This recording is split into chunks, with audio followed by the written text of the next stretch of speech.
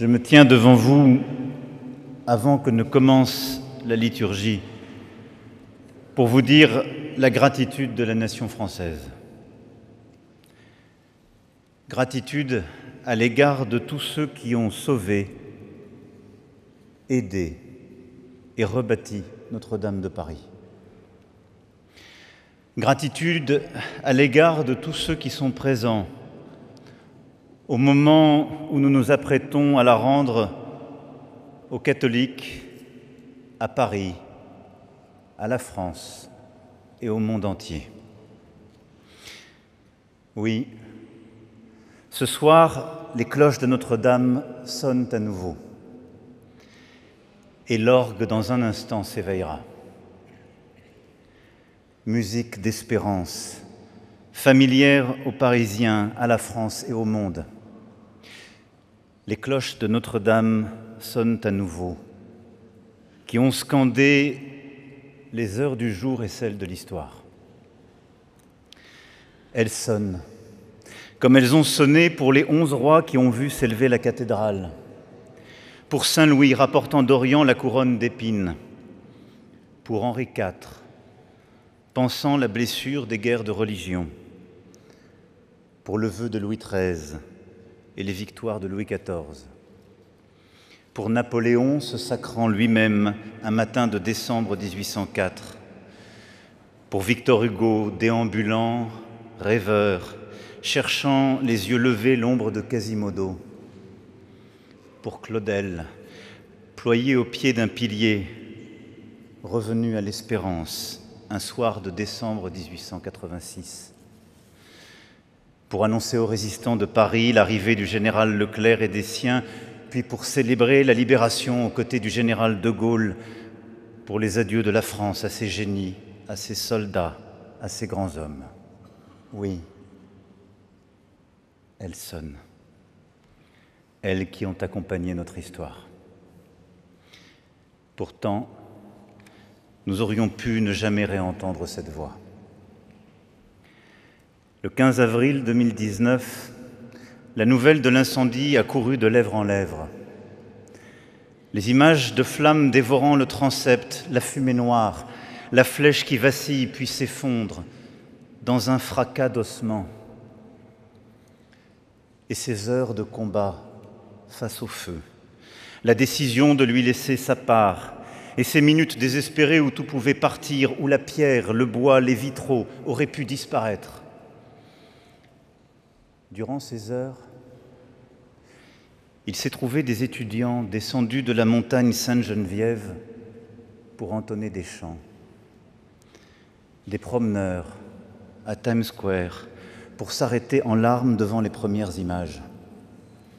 Et de Rome à Moscou, des croyants de partout venus se réunir devant nos ambassades, des chameliers au long du Niger, descendus de leurs bêtes pour prier dans leur religion Notre-Dame. Ce soir-là, heure et malheur étaient mêlés.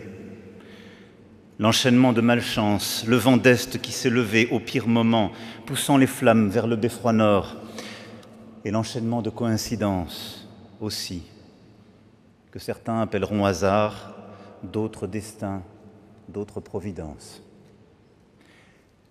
Il y eut surtout de la bravoure. Celle de ces sapeurs-pompiers et de leurs chefs, envoyés pour une dernière tentative plus dangereuse encore que les autres. Ces hommes escaladant la façade, plongeant dans le feu afin d'empêcher les 16 cloches de tomber, et avec elles toute la cathédrale. À 22h47, retentit ce message. Nous sommes maîtres du feu. Nos pompiers reprenaient l'avantage et il n'y eut cette nuit aucun mort. Vers minuit, nous avons ouvert le grand portail. La flèche n'était plus, le transept effondré.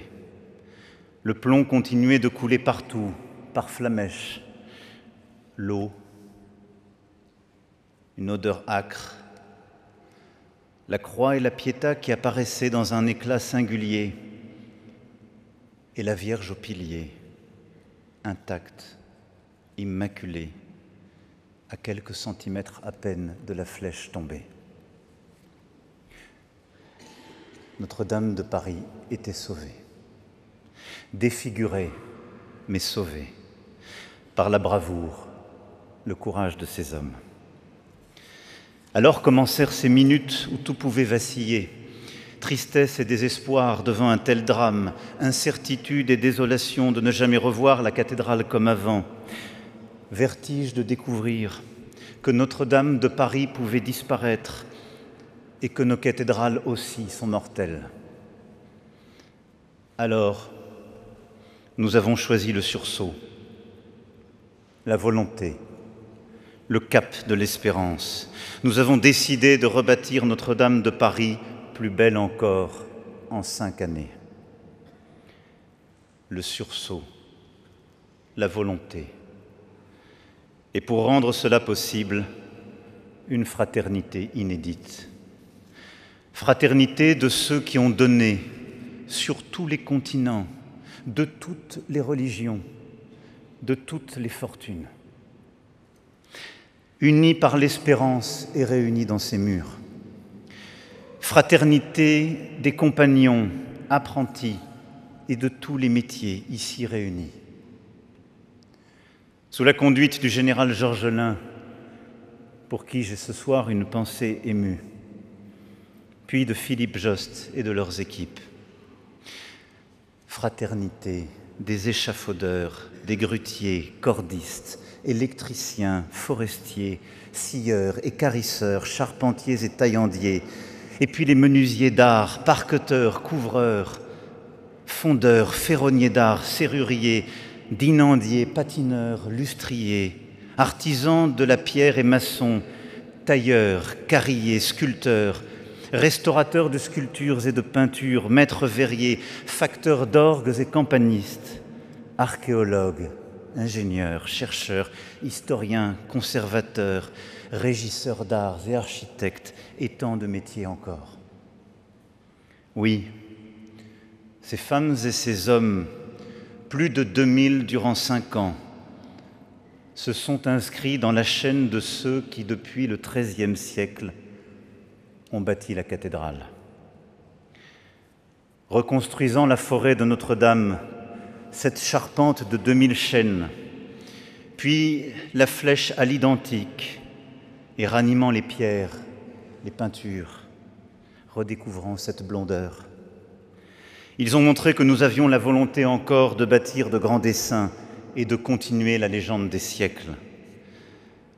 Durant 5 années, ici, chaque femme, chaque homme fut nécessaire pour rebâtir. Chaque aide, même du bout du monde, fut nécessaire pour tenir. Chaque geste fut nécessaire, réconciliant la grandeur de cette cathédrale et l'exigence de tous ces métiers. Nous avons redécouvert ce que les grandes nations pouvaient faire, réaliser l'impossible. Cette cathédrale fut ainsi la métaphore heureuse de ce qu'est une nation et ce que devrait être le monde. Fraternité d'un peuple déterminé à faire de grands choix, fraternité universelle et entraide. Notre-Dame nous dit que nos rêves, même les plus audacieux, ne sont possibles que par la volonté de chacun et l'engagement de tous. Notre cathédrale nous rappelle que nous sommes les héritiers d'un passé plus grand que nous, qui peut chaque jour disparaître, et les acteurs d'une époque que nous avons à transmettre. Notre cathédrale nous dit combien le sens, la transcendance, nous aident à vivre dans ce monde. Transmettre et espérer.